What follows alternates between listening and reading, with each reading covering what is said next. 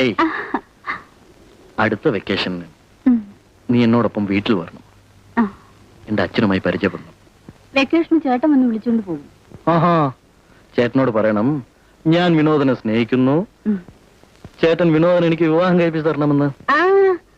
അങ്ങനെ പെട്ടെന്നൊന്നും കെട്ടിക്കൊണ്ട് പോകാമെന്ന് വിചാരിക്കണ്ട. ആഹാ,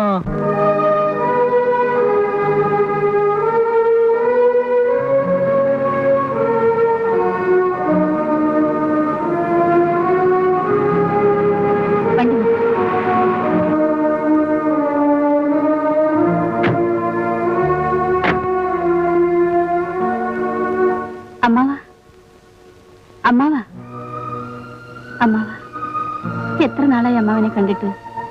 വിനോദ്, ഞാൻ എപ്പോഴും പറയാറില്ലേ, ഇതാണ് പലവുമാൻ. ഇത് വിനോദ്. ഞങ്ങൾ രണ്ടുപേരും ഒരുമിച്ചാണ് കോളേജിൽ പഠിക്കുന്നത്.